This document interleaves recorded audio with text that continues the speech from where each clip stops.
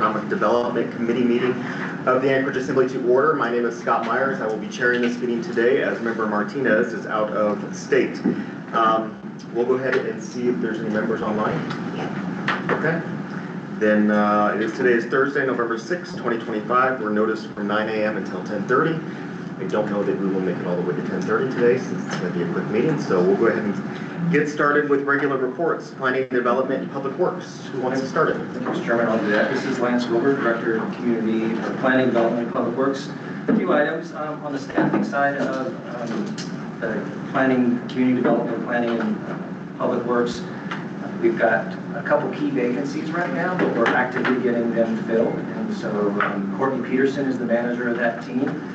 So she's been actively recruiting for filling those positions.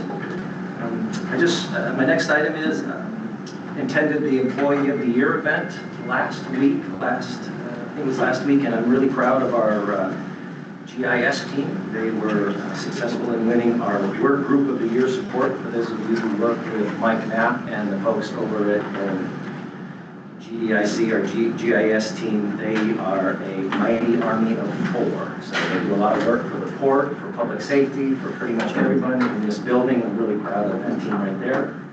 The second and third item is there is a regular, it's an annual or biannual meeting of all of the folks that handle code enforcement inside the municipality, not just in this building, but in this building, development services, the health department, the fire department, and others. And had a meeting last week, got together and just talked about where their successes were, some of the things that they wanted to improve on, and took away some ideas from them. It was really good to see that. Greg and I and the Public Works Director from Planning, Development, Public Works are in Development Services. We have a monthly meeting with the home builders. And for the last couple of meetings, they've shared with us really some of the improvements that Greg and Melissa have done on their side, particularly in their response and their customer service, and just getting to yes. And I'm really proud of both of them, and I really appreciate those compliments coming from the home builders. For this room, we have talked to our contractor. We are scheduling to replace all of this equipment the first week in December. So, Mr. Chairman, I'll be working with your staff and team. We might need to find another location if you have a December meeting. We'll keep you apprised. We're going to tear this stuff out, and then the vendor is supposed to be here the first week of December to install everything. It should only take a couple days, but it's IT, so I expect it'll take a week. Mr. Wilbur, not to interrupt, but I just wanted to note for the record that Member Johnson and Member Martinez did join us online. All right. And then Member Brawley is there as well. The last item, while they're not present, I just want to put a shout out to Brawley and Member Baldwin Day. I attended their budget sort of learning session that they had last Tuesday, not this week, but a week ago. I think they did a very good job giving a one-on-one overview for folks that don't know much about the budget. Their intention was to inform and educate folks, and then sort of let them know where our priorities are. I think they just did a great job. I wanted this group to know and let them know that I think they did a great job. And I'll let the directors go on from that point. Perfect, thank you. Mr. Chairman, I can do Public Works. Mr. Colhase has been out. I think he's upstairs catching up on some other things. On maintenance and operations, we are looking, I think the forecast shows we're going to get some snowfall this afternoon and tomorrow. And frankly, the best snowfall is a nice little 4 to 6 inch snowfall the first time we get.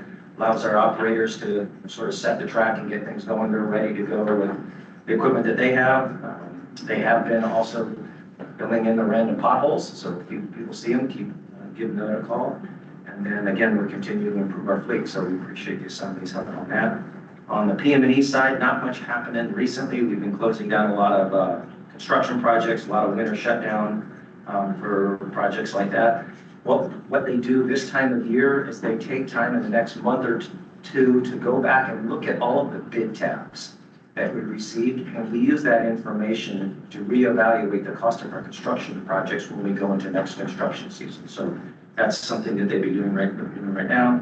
On the traffic engineering side, the piece there is Mr. Coy has been active to recruit and hire a Vision Zero coordinator. He's I think he's got a candidate right now. He's going to be doing interviews this week, and B2 on the paint side shop and been doing some winter shutdown work. And I think in the M&O and traffic side, they've had a little bit of support to the Emergency Operations Center in support of the folks from Western Alaska that are coming in and around the Egan Center, not only for traffic control, but also in support of some of those off-site facilities relating to water and washing here. So anyway, and setting up the temporary shelter for the pets. So across the street here, our team has been helping them as well. So I think that is a very quick wrap-up in Public Works. Mr. Cody's yes. So I think I'll leave it with that. Okay, are there any member questions from the folks online? Okay, Mr. Soule. Okay. Thanks, Mr. Chair. Greg Soule, Development Services. Quick staffing update. We just onboarded a new structural plan reviewer, so we're now fully staffed in structural plan review. It's the first time we've been fully staffed in that department for the division for 2 years, so it's good to have that done. That leaves 3 additional vacancies. We'll be onboarding a new code abatement officer and a new permit tech next month, so that'll leave us just with 1 vacancy, so that'll be good going into the next year. I was going to bring up our dewatering efforts. You guys aren't aware. Traditionally, excavation dewatering has been going into the sanitary sewer. That's no longer going to be allowed by AWU. It has to go somewhere. So Development Services is working with watershed management to develop a permit and a path for them to be able to put excavation water into our storm drain system. Maybe can you give a synopsis of what that means for folks who aren't familiar with development? Sure. So for deep utilities, trenching in for deep utilities, it's not uncommon to hit groundwater. You have to pump that water out so you can actually get down into the trench and make the connections and whatnot. Traditionally, that's gone into the sanitary. The reason AWU is doing what they can to maintain their permit with the EPA to discharging the Cook Inlet, and so this is one of the steps they're taking is to disallow dewatering in the sanitary now. So it has to go somewhere, so we will now be accepting it into the municipal storm sewer system, which will require a new permit type inspection in coordination with PEC. We're working on that. Let's see, our building board meeting is tonight to discuss first I should mention our code committees have wrapped up for the Title 23 update. I'd like to give a big thank you to Daniel King for taking that on and largely spearheading the whole effort, overseeing the code committees. Those have wrapped. So we are taking our summary of changes to the building board tonight. Depending on the outcome of that, we'll be assembling our list of major changes for the assembly. So you guys will know what you'll be looking at coming up. But we hope to have it to the assembly in December, so for adoption, so then we can go into the 2026 with the updated Title 23. Daniel's here to answer any questions you might have on those, on specifics. And also, Daniel just got back from the ICC conference in Cleveland, and I thought you might be interested to hear what some of the other jurisdictions are struggling down there. And so he has some I would like to talk about. And I just want to note for the record that member Baldwin Bay joined us at 9:08. Thanks, Dan. Take it away. Yeah, Daniel King, Development Services. Yeah, the building board meeting is tonight. This was 10 separate committees that we set up with over 70 representatives from contractors, engineers, architects being a part of these meetings. And we updated 13 chapters of Title 23. And so it was a big effort for everybody. It was great. So we're really excited for going to the building board and discussing it tonight. On the ICC code hearings, this is for updating the IBC, all of the different building codes for the 2027 code cycle.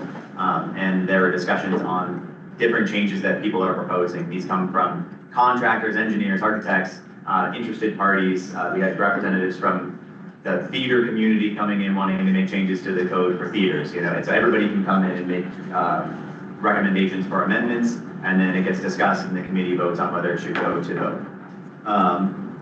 One of the ones that was interesting was a discussion on fourplexes and triplexes getting added to the residential code. I know that we locally have amended to allow triplexes. I think we're one of the only jurisdictions that's done that. And this was a discussion on allowing triplexes and fourplexes into the residential code. And interestingly, the National Home Builders Association was against it because there is so much that has to get added into the residential code to address fire concerns, and they didn't want that to go into the residential code. It's supposed to be prescriptive and simple. That was a big one. And reducing rise and run requirements on staircases as well, to save $500 on new builds if you can have more options. And there was a large discussion on, is the $500 savings worth the safety risks that get associated with higher tread runs? So large discussions. It was really very interesting. And then great stuff on tiny homes as well, trying to make it easier to build tiny homes. So yeah, we were really excited. We had 6 representatives from the municipality down for this conference. 4 were with the fire department, and then myself and one of our structural inspectors went. Perfect. So. Member Brawley has a question. Yeah, thank you. And sorry, I can't be there in person today. First, it's really interesting what you just shared about the 3 and 4 plexes that we are one of the few who have done that. So I'm happy to hear that. Hopefully others do it. And then I also understand the complexities of the 4plex. My question is a process one. So you mentioned this will come to the assembly in December. And then you mentioned the building board. I'm curious, what's the building board's role in this? And is it like planning and zoning where it's required to go to them? And I'm not proposing to change this. I'm just curious. What is their role in these kind of code reviews? Thanks. So the building board typically co-chairs with members of the municipality for all of these committees. They are the representatives for appeals cases, but they're also the representatives for when we want to make code changes, similar to PZC, to make recommendations to the assembly. The building board makes their recommendation to accept this or make modifications to it. Yeah. So all of them are representatives.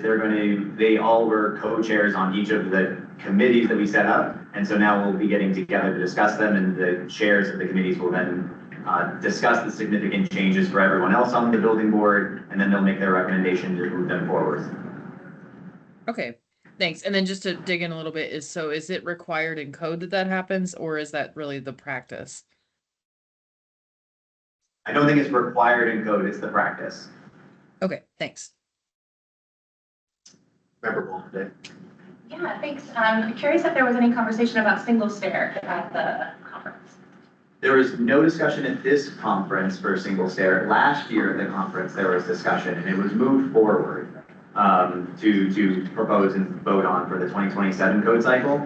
On single stair, we have moved forward a code amendment locally for allowing single stair. I believe it's up to 4 stories instead of 2 stories where it's limited now for residential apartments. That was discussed at the building code and the fire code committees. And so they came to an agreement on what those requirements would be. There's still a lot to be done to make sure that they are safe for the occupants and for the firefighters that have to go work on these buildings when incidents happen. But that is being moved forward now. So you'll see that when we put out the significant changes, that'll be one of them. One caveat to that is our local amendments that we are proposing, and if adopted, we still will be going to the state fire marshal to get an exception, because the state fire marshal has not accepted this for the state. So this would have to be a specific exception for the building safety service area only. This would not be allowed to be done in Eagle River, Chukiak, Girdwood, because those are handled by the state fire marshal, whereas the building safety service area is handled by our review department. Thank you. If I could just, through the chair, I thought it was pretty interesting. Daniel also mentioned that there was a lot of discussion down at the conference about using non-permanent donations for ADUs and tiny homes. So I find it interesting that, a lot of other jurisdictions struggling with housing crises and trying to find ways, to increase housing stock, and they're kind of circling around the same questions that we are. Actually, related to that, was there anything that you heard in particular that piqued your interest as far as, changes or adjustments that other jurisdictions are making with respect to tiny homes and other sorts of relocatable dwelling units, anything that you took away that you would want to share that was kind of like interesting or innovative or something that you had maybe considered before? One thing, it's not related to tiny homes or movable dwelling units specifically. That discussion was specific for tiny homes, which would be 400 square feet or less. One of the challenges there is it going to be regulated by motor vehicles, or is it going to be regulated by the building code, and who designs the chassis and make sure that they are safe? And so there is a whole bunch going into that. One thing that I did think was interesting that I'd like the department to look into is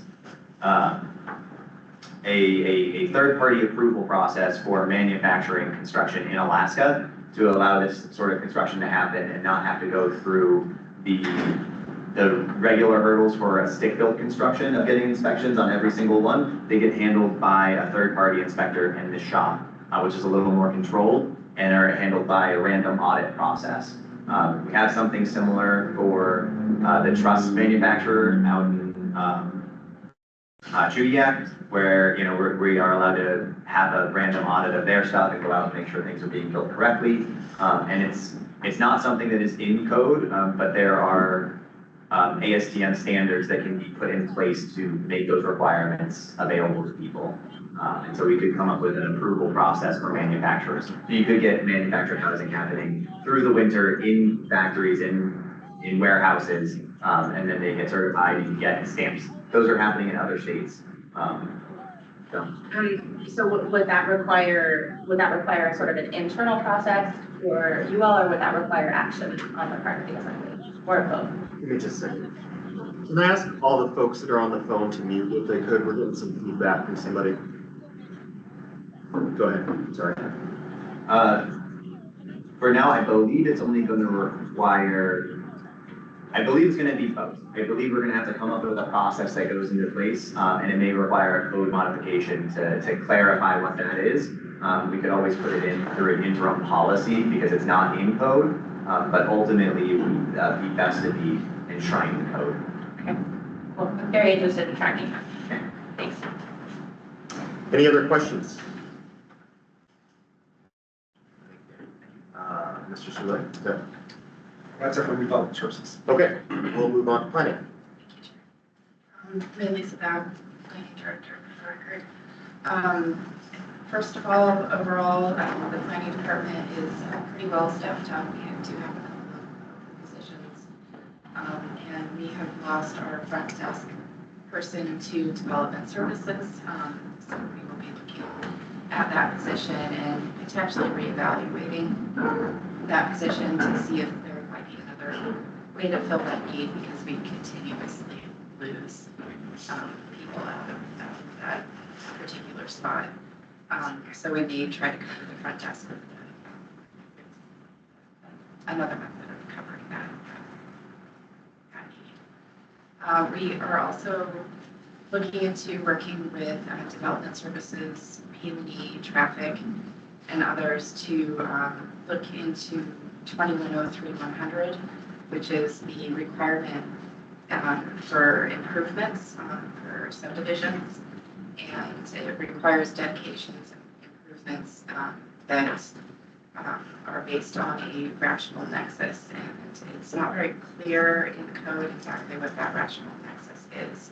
So we'll be working with development services to try to establish and define a threshold of reasonableness for requiring improvements in developments. Regarding the divisions themselves, I will probably hand it off to long range for an update from long range planning.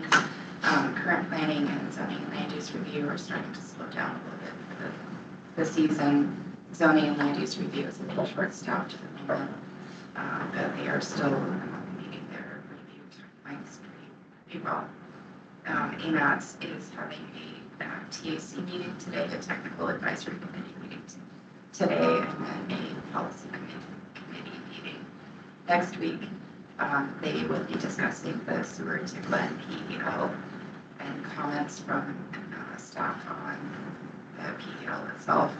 And then they'll also be discussing the Seward Highway, O'Malley Road to Diamond Boulevard project, the purpose and need exploration, that project.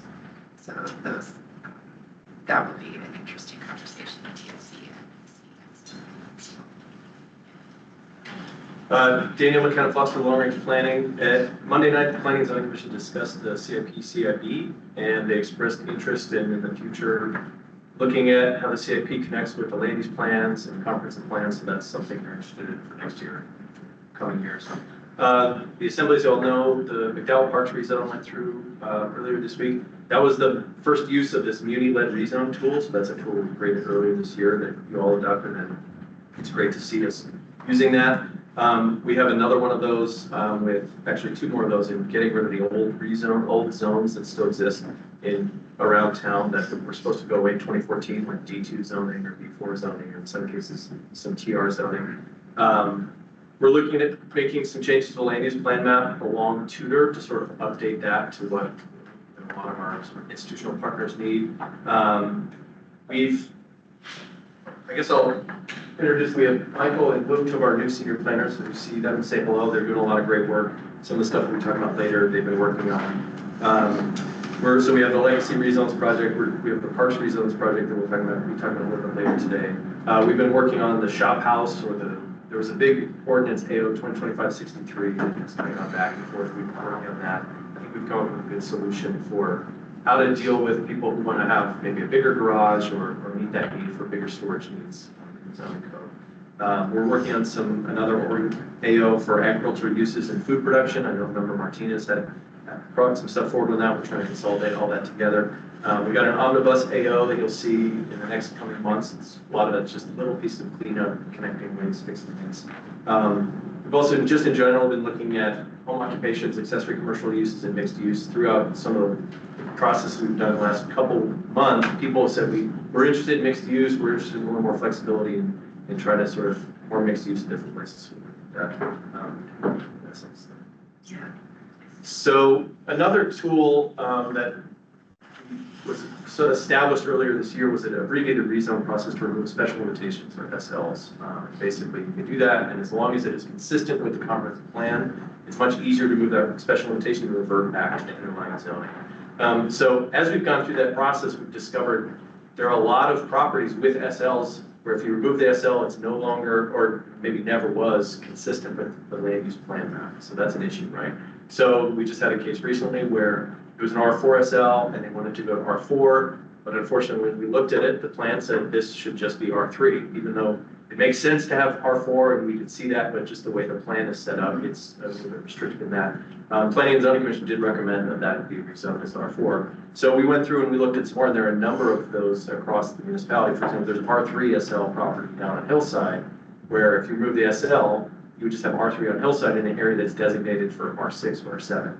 So we've been looking at that, and that is either that SLs were being used as a tool to maybe put the zone in a place that wasn't quite appropriate, or the land use plan was not designating to what the actual needs were for that area. So we've been looking at that. Luke's been doing some great work on that. I think we found 119 instances of that in the bowl and 21 in Chubiak Eagle River.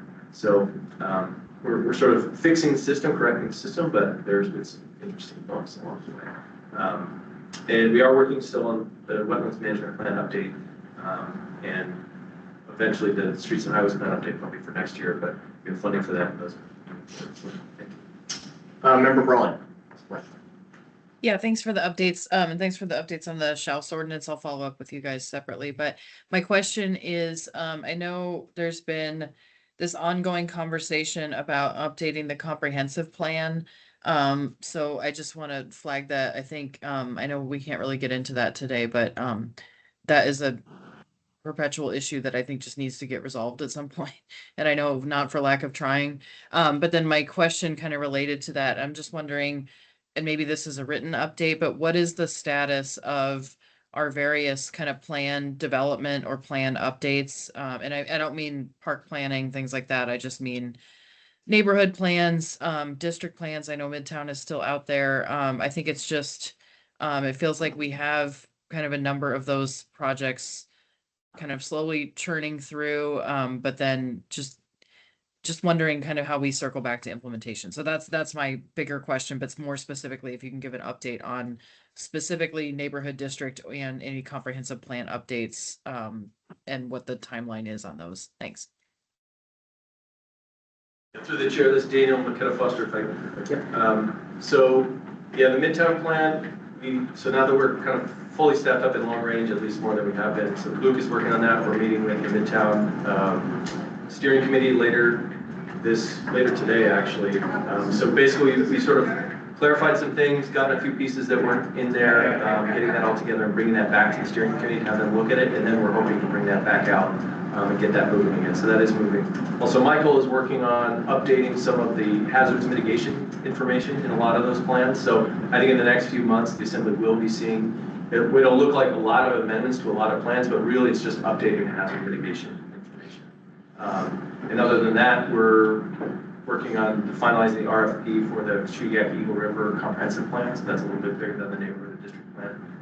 But I think for now, those are the main smaller plans that we're working on. And we are. And through the chair to Member Brawley, we are in the process still of updating the comprehensive plan, the 2020 and 2040 plans regarding the housing. So it's the housing update, targeted update to those plans. We have taken some proposed changes to PZC, and they requested that we take those changes and create a draft of the updated plan itself. And so we're currently working on creating that draft, and we'll be taking it back to PZC for their review, probably in a couple months. January, February. Any other questions? Okay. No, thanks very much. And I guess my request would be, I know you guys have been doing a really good job of communicating on individual projects. I think it might be helpful to elevate kind of, here's the planning updates that are happening. Thanks. Okay. So, okay, we'll move on to real estate. Ms. Briggs. Good morning, Tiffany Briggs, Real Estate Department. Quick update from us. HLB has extended the comment period by a few days for our 2026 work plan. The new comment period deadline is November 21st. We will be doing a public hearing at our HLBAC meeting of December 18th. We would then be prepared to do a presentation at CEDC in January if that is the wish of the committee. Yeah. Okay, we'll go ahead like that. And then I think that is the major update from us. Next, we will move on to ACEA. Mr. Robbins. Thank you, Chair. So Mike Robbins, Executive Director, Anchorage Community Development Authority. First, I just want to echo what Mr. Wilbur said about all of the work that's being done at planning and building services. We've gotten more positive feedback from the builders and the people, the developers that we're talking to about planning and building services and the things going on in the Elmore facility. I think that I've seen in 5 years. It's been really good, actually. So I just want to say that they are doing a great job. I also just want to update on the Denali RV Resort. There'll be an RFQ coming out for that. They're actually in the final stages, and we'll go to our attorney tomorrow or the next day for approval. That should come out the next week or 10 days. Also, the Fireweed Housing Project, the lots that we got via the Assembly almost 2 years ago now. We've nicknamed that Fireweed Flats. We have an RFI that will be coming out in the next week or 10 days. They're just finishing the final draft of that as well for a housing project there. An update on the micro units. If you haven't heard the grand opening or the ribbon cutting of the micro unit recovery project, first of all, which I just can't believe the levers that you guys have been pulling to make that project happen. It's been outstanding. Dealing with Visser Construction, he's also amazed how easy and great you guys have been to work with. It's just really, really positive. I think it's very positive for their department. Even Lance was down cutting locks off. It's all good. So. Thank you all for your help on that, because we couldn't have done it without you guys. but they encountered it. It's, a work stoppage. They encountered some water when they were digging utilities, things that would normally take months or, would stop a project. We were able to work together, and it took a day and a half, and the project was back on track. So the grand opening is December 15th. There'll be a ribbon cutting. We'll be sending out, invites, but mark your calendars now. I think it's going to be sometime around 10 a.m., but I'm not certain. I think we're going to try to make the news cycle that day, so it'll be early in the morning. But it's moving along, and we were able to go from 24 to 32 units, as you know, and the units look great. I was at 2 community councils last night and making updates and reports, and the community is very excited about these as well. It's been very positive feedback. I think that we've done a good job as just sort of all working together to make sure that the right message is getting out as to what the program is. But it's been very positive. Today, later on this afternoon, we'll be announcing I think I talked about last month about the Park It Forward program, which is a new downtown grant program that we put together. We had 21 applicants for those grants, everything from lighting up the front of a building with Christmas lights to wayfinding to reconstructing. Lots of really good projects and ideas.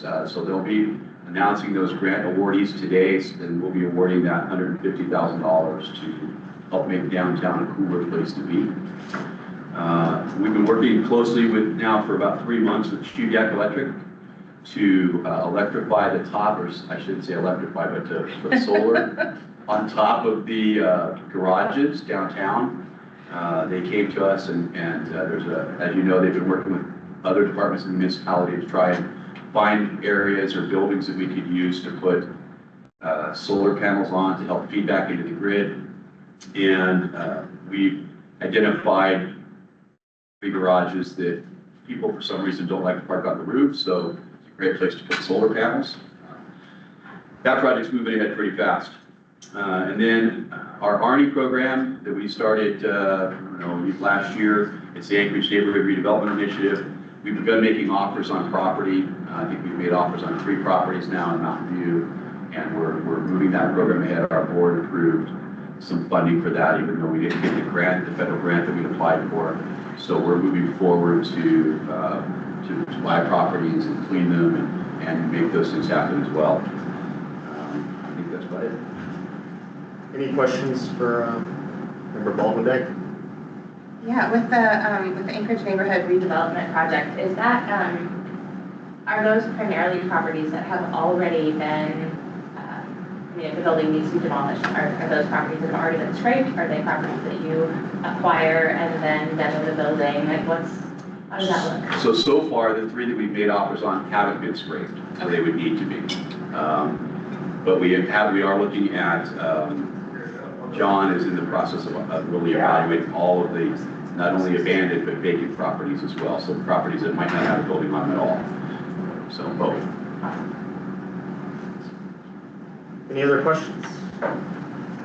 Okay, let's move on to unfinished business. Continue discussion regarding AO 2023-136S. This is going to be third-party plan review system, and I think Member Brawley is going to take it or had some comments. Yeah, I'll just be brief. I think the main point was to hear from staff, but just to bring it back, we talked about this last month. This is something that sunsets in our code. So if we do not take any action by December 31st of this year, then it would go back to only allowing residential third-party review. So it wouldn't get rid of the system that was there before, but it would undo the things that were done in that ordinance. So I've said before, my intent is to bring forward an ordinance that I think at this point just extends it for another year. But the question that folks had was for the department, what is your recommendation? We had the report last month on the kind of how it's been working or not working so far. So I think we wanted to hear from them and just have some questions before any proposed legislation moves forward. Thanks. Previously, Development Services to the Chair, Ms. Brawley. Yeah, we're on board with extending it for another year, and we will be writing the AM for that. There was a question on who's going to bring it forward. We'll work with you on that. But we'll go ahead and write the AM and circulate it around for comments. Okay. Did you have anything else you wanted to say, Anna? No, I think I just remember we didn't have enough time to get into this much last time, but I think if Greg, if you and your team could just elaborate on, I know you said there were some issues with it, but kind of why you're recommending that 1-year extension. Sure. Daniel may have something to add, but essentially, since we were understaffed in our structural plan review, we were unable to complete the required audits. So we just simply didn't have the data either way to say that it was effective or not. So now that we're fully staffed, though, we intend to be able to do our required 10% audits. So it's based on the fact that we simply didn't have the data, we're able to extend it for another year and possibly beyond. Dan, anything to add to that? Yeah, Daniel King with Development Services. In considering the recommendations that you were asking for on what was in the code, some of the recommendations or reflection on what was added to the code was adding that the approved list was very beneficial because that gives some tools to the department for if someone is a bad reviewer or not acting correctly, we can remove them from the approved list, and that allows us a process to work with them on making improvements. Another thing that was great was adding the mandatory 10%. While we weren't able to complete it while understaffed, having the language in there as a required 10% is really beneficial because it allows us to push forward, whereas there was a lot more pushback when it was an allowed audit on things. Had more pushback from the public saying that we don't have to do these audits, whereas now there is the requirement to do them. And I think it's a big benefit to do it, which allows us to hold the reviewers accountable for the work that they're putting out. Where before there was not that accountability available to us. Now we have it available. So those were a couple of benefits, was adding the approved list, making a requirement, and adding the 10% audit is going to be very helpful for us to see how this process is working and help control the quality of the work that comes out. So that's part of why our recommendation is going to be to allow it to go another year as it's written, so we can not only see the better data, but also make that recommendation of keeping some of these elements that you put into the code. Okay. That answer your question, Anna? Yeah, thanks. So members can just expect to see this, I think introduction on the 18th, but if we don't make that, then certainly December 2nd, and I'm hoping we take action by the 16th. Thanks. Yes. Anna, are you planning to hold a work session on that? I think we can. I know a lot of discussion kind of happened when this first passed. So that I think we did have a work session back then, but yeah, I'm happy to get that scheduled when the thing's introduced, or we could bring it back to this committee too. Okay. Yeah, I'm thinking there may be other members who have more extensive questions than we might want to handle on the dais. Sure. Yeah, I can get that requested. Okay. Thank you, Member Raleigh. We will go to new business. Parks rezone planning case. Mr. Foster. Mr. Chair, if I could, I'm going to try sharing.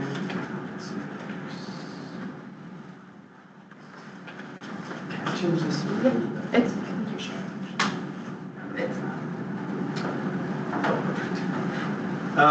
Okay, yeah, Daniel McKenna Foster, Long Range Planning. So we've been working on implementing part of the comp plan that's been on our books for about 10 years. So the 2040 plan directed us to conduct a housekeeping rezone of dedicated parks to PR districts, so T-zone, SPLI. So we looked at that, and we didn't just do only dedicated parks, pretty much anything in Anchorage that is owned by Parks and Rec and is a park and the community recognizes a park. And we're proposing to rezone it to the Parks and Rec PR designation. Now this is very early in the case. These are, for reference, these are cases, let's see, PCC 2025-0131 and PCC 2025-0146. So right now it's an agency review, and we do encourage any agency or anybody to give us comment about this, because this is rezoning a lot of parcels. I think Luke has identified something like 8,000 acres of land, right, that be rezoned. And so This, on the screen here, you'll see this is one of the swipe maps that shows what the zoning is now on the left and what it's gonna be converted to Parks and Rec zoning on the right. So a lot of it is, and this question came up the other night, is some of it is residential land. So we really want residential development. Why are we rezoning this to Parks and Rec land? Well, a lot of this is in areas that it has a stream in it, or it's wetland, or it's undevelopable.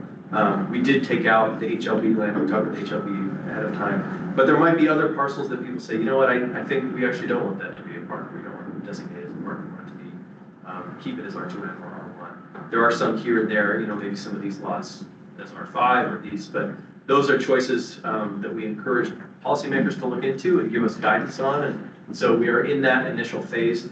And then we will be posting this map, and this is one of the swipe maps, so you can see on the left is current zoning, and on the, if you slide it over, you'll see where all the zoning will be. So, basically all Bicentennial North, which right now is PLI, going to Parks and Rec. So PLI is a similar zone that's usually used for civic purposes and public purposes, but it allows a lot wider range of uses. So Parks and Rec is really about, the Parks and Recreation zone is really about basically Parks and Recreation uses. You can have some small things there, maybe a farmer's market, a few other things, but you can't have like some of these big institutional facilities.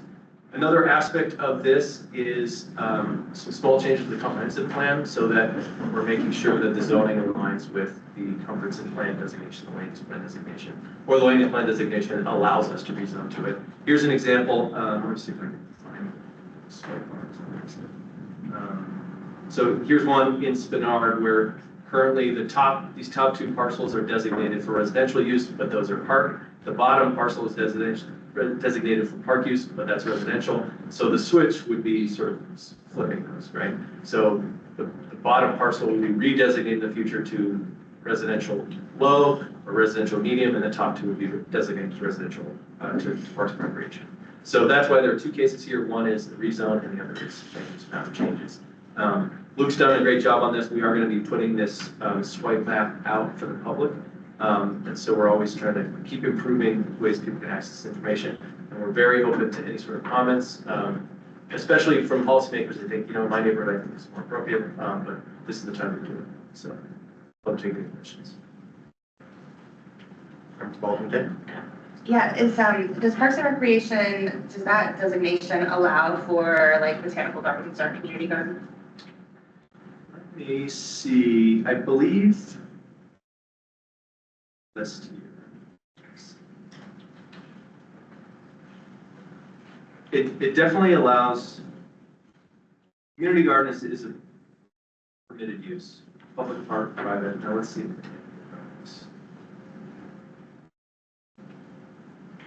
Botanical gardens are a site plan review use in Parks and Rec and a site plan review use in PLI. So yes.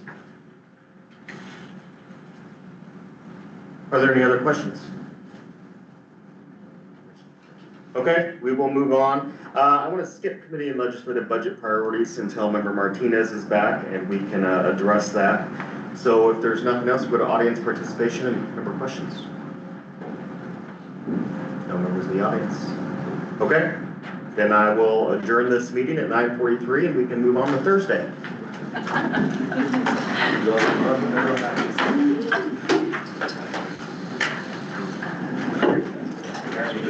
I did. Yeah, I did. I was like, yeah, I figured. I'm curious.